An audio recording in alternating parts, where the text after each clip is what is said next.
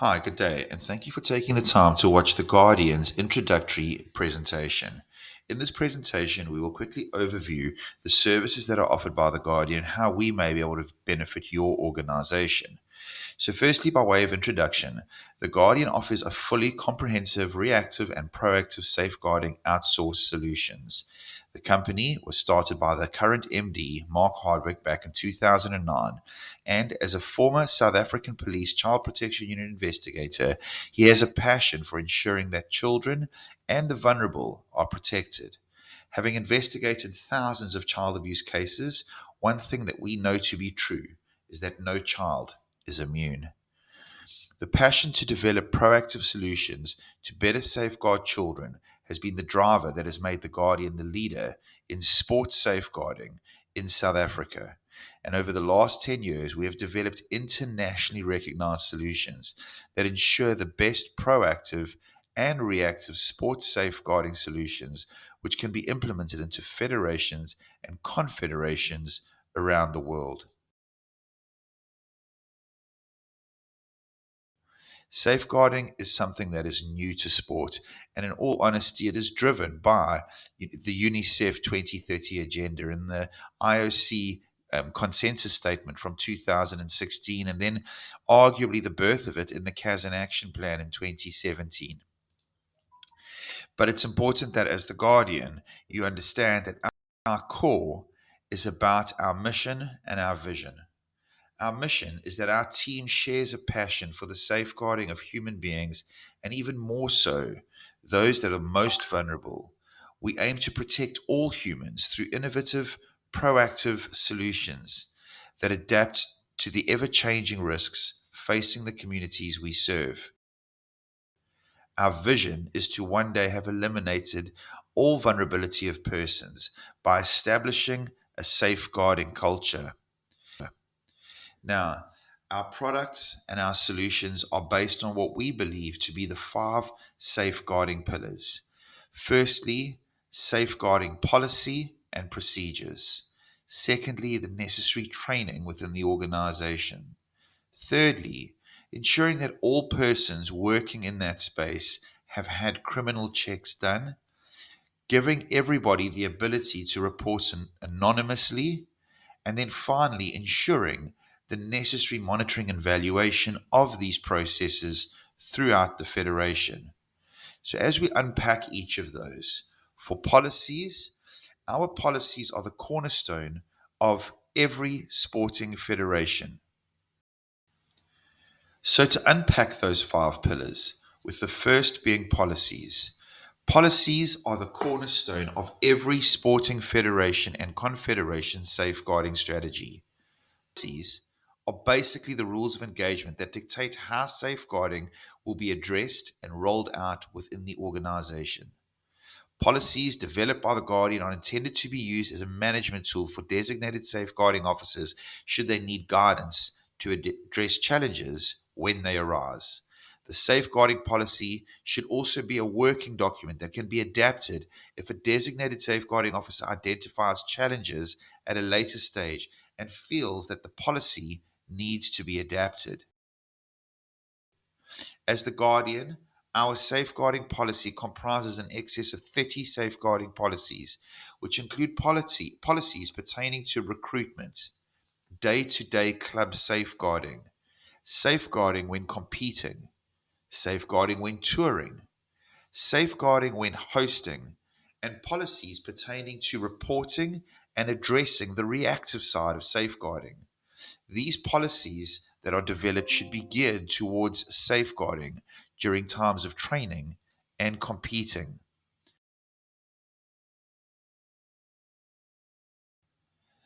The second pillar that needs to be considered is training. Training within all sporting federations needs to be considered on two levels. The first is ensuring that every person affiliated to the sporting federation in any way, whether that person is a volunteer or an employee, must have a basic understanding of safeguarding. This is done through the Safeguarding Awareness Certificate, which is offered by The Guardian. And in this basic certificate, this basic 3 hour online course, we address the following modules. In Module 1, very quickly, what is safeguarding in children and vulnerable adults? In Module 2, we look at very briefly harassment, abuse, poor practice, bullying, grooming, and human trafficking. In Module 3, we look at the signs that one should be looking out for when being in a club.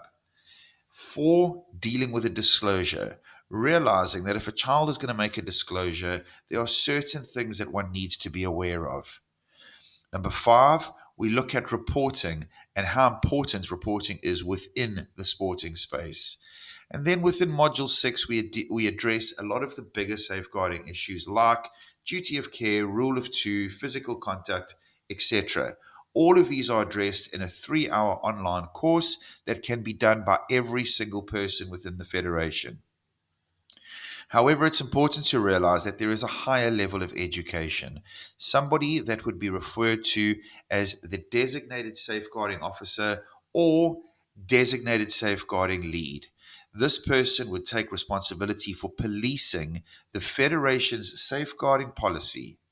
The Guardian's designated safeguarding officer course is a 3-month short course that is broken into 4 modules and covers the following in that course.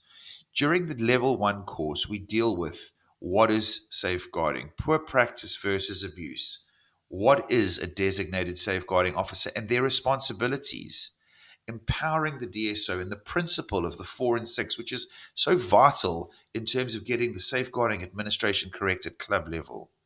Safeguard, reporting, and anonymous reporting, and then dealing with a report should a report arise.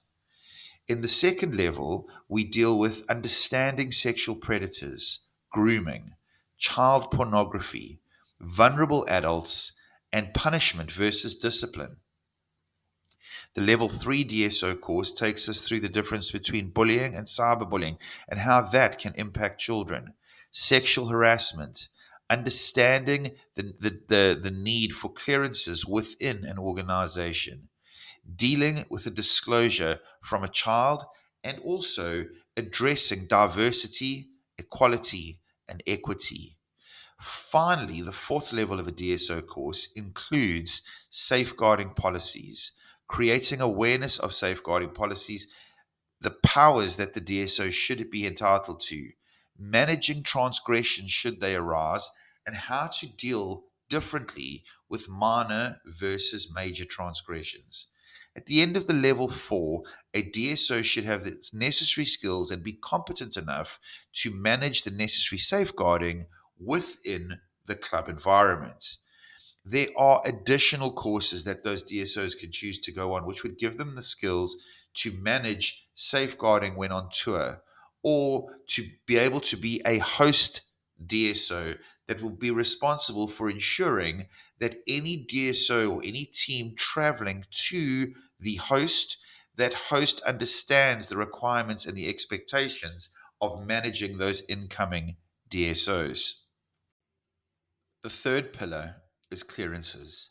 It is important that we understand the people that are going to work with our athletes, especially our vulnerable athletes, and understand what criminal records they may have in their past.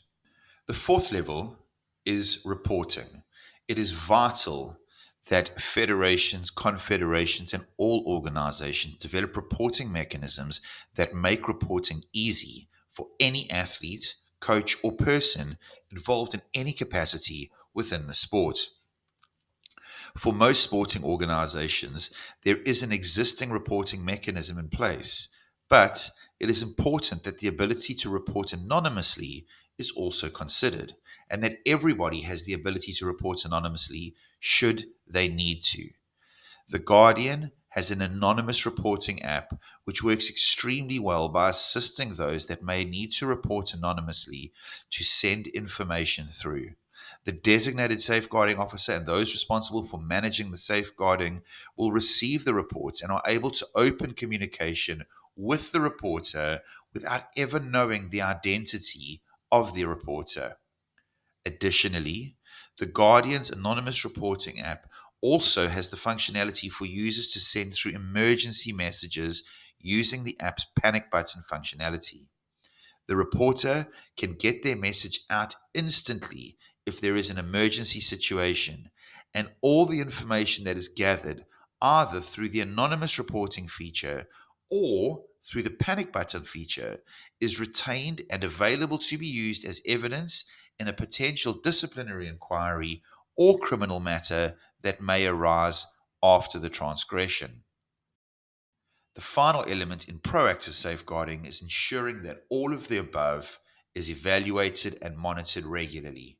Ensuring that all safeguarding administration is current is vital for three reasons. Number one, when all safeguarding mechanisms are in place, children and vulnerable athletes are significantly safer.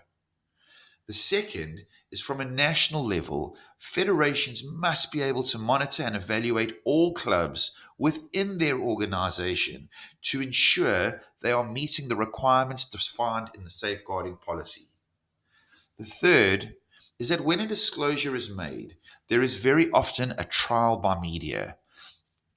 And this can cause massive reputational damage to the organization.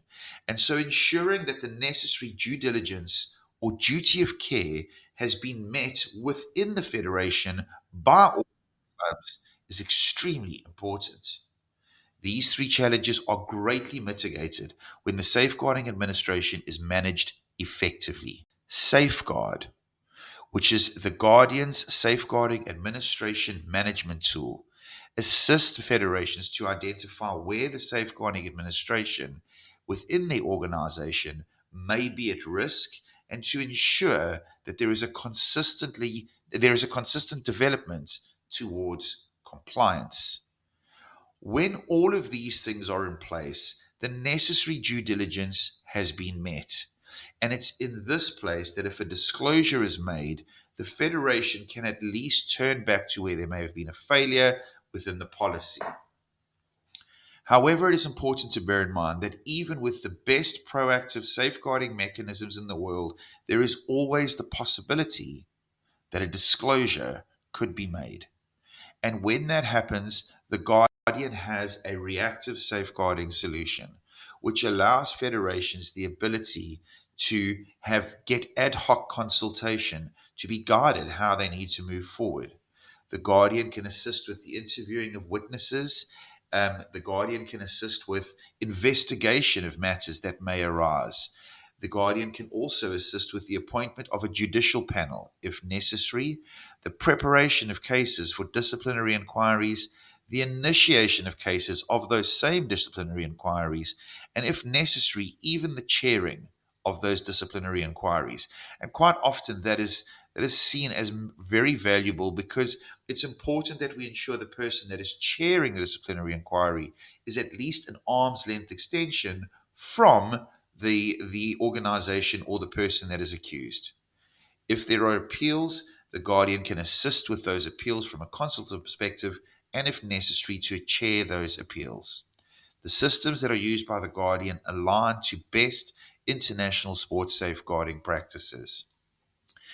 I'd like to thank you for taking the opportunity to listen to our presentation. And if there is any information that you would look for further, please feel free to reach out and contact us.